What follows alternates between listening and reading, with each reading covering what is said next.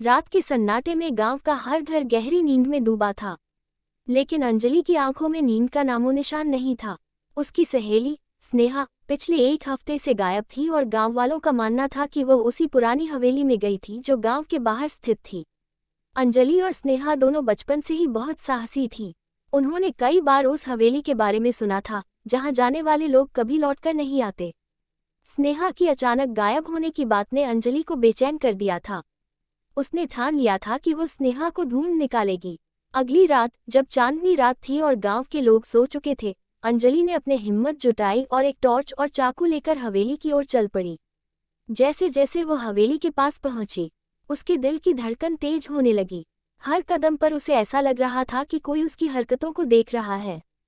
हवेली के दरवाजे पर पहुंचते ही उसने एक ठंडी सांस ली और दरवाजा धक्का देकर खोला। दरवाजा एक भारी आवाज के साथ खुला और अंदर की ठंडी हवा ने उसके शरीर को कँपकँपा दिया। अंजलि ने टॉर्च जलाकर अंदर की ओर देखा। हवेली के अंदर धूल और मकड़ी के जाले थे और हर कोने से अजीब अजीब सी आवाजें आ रही थीं। वो धीरे धीरे अंदर बढ़ी, हर कदम पर उसके दिल की धड़कन और तेज हो रही थी। अचानक उसे एक कमरे के अंदर हल्की रोशनी दिखाई दी। उसने टॉर्च की रोशनी से रास्ता बनाते हुए उस कमरे की ओर कदम बढ़ाया। कमरे के अंदर पहुंचकर उसने देखा कि कमरे के बीचों बीच एक बड़ा आईना था और आईने के सामने स्नेहा बैठी हुई थी।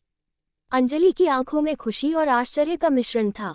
उसने स्नेहा को आवाज दी, स्नेहा, तुम यहाँ क्या कर रही हो? लेकिन स्नेहा ने कोई जवाब नहीं दिया। वो बस आईने में देख रही थी।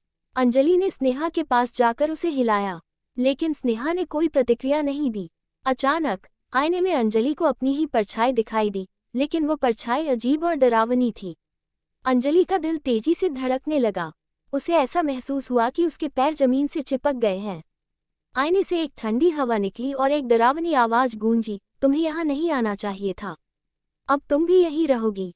अंजलि ने अपनी सारी हिम्मत जुटाकर भागने की कोशिश की, लेकिन दरवाजा बंद हो गया। हवेली के अंदर अजीब सी फुसफुसाहटें और चीखें गूंजने लगीं। अंजलि ने चिल्लाकर मदद